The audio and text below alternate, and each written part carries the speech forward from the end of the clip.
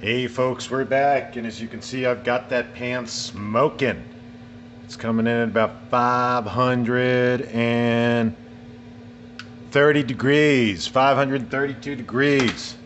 So notice I really don't have any grease on there, it's just whatever. I'm just gonna throw these bad boys right on there because there's plenty of fat on that shank. Perfect.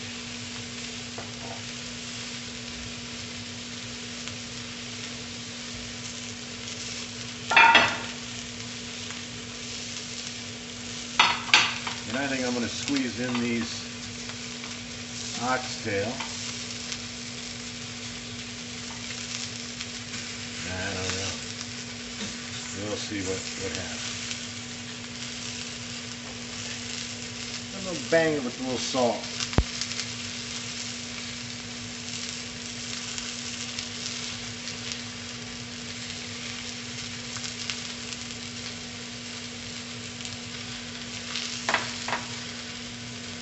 Okay.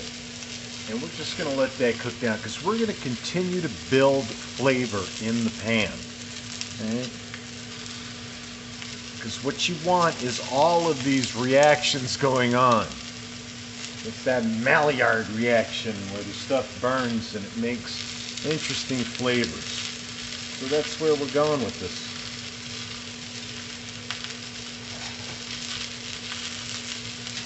You know, when I watched some recipes online about how to make this stew, everybody just kind of threw in the meat, you know, without browning it. And I think that's a mistake. I could be wrong. But it reminds me of that line from Apocalypse Now when Chef is talking about his experience with cooking for the military that made him want to be a combat guy. That must have been a bad experience.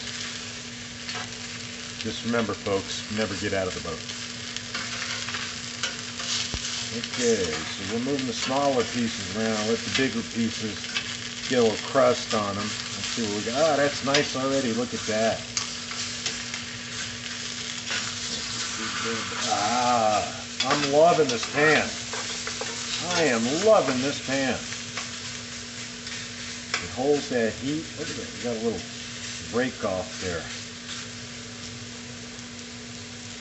Oh, we missed one. As I said, oh, that's nice, Frank. We're going to throw this in the Instant Pot. I think I'm going to use a little bit of water. Maybe I'll throw in a bay leaf. And then I'm going to let this cook. When I come back, I'm going to show you how to make the sofrito, which is the, again, the basis of my cooking philosophy. I call it maso frito. We'll talk about that in another episode. But the frito comes from sofrito in Spanish and sofrit in Italian. So what we're going to do is make this base sauce that's going to have cumin and turmeric and the cilantro and the peppers. And we're going to cook that up in this same pan here. And get that going. We're going to deglaze everything. We're going to put it in a big stock pot with the root vegetables. And we're going to let time do its thing. Speaking of time letting it do its thing, let's let that sit there for a while.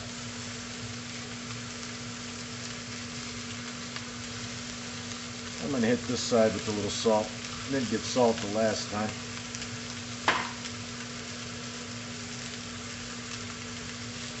As I said, these are going to go into the Instant Pot.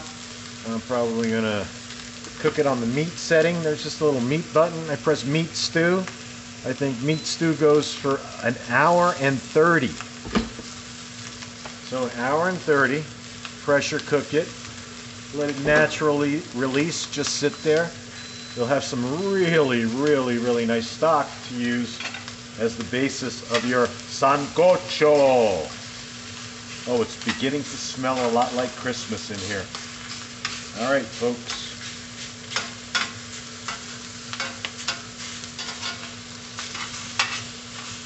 That's looking pretty good right there.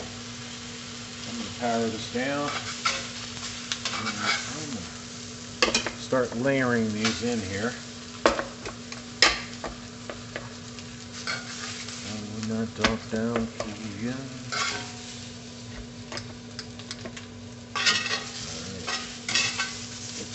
Finish these guys up. You can see what's happening in the bottom of this pan here.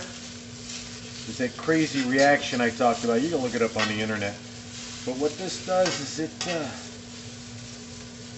gets down and imparts those primordial flavors of burnt protein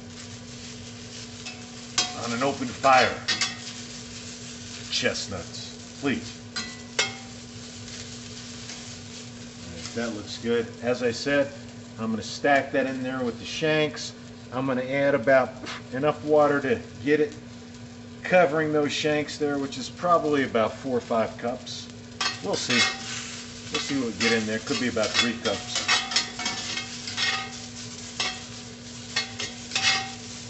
And I'm going to turn the heat off on this. And I'm going to let that pan sit there because I'm going to make magic in that pan in a little bit. See you folks in the next video.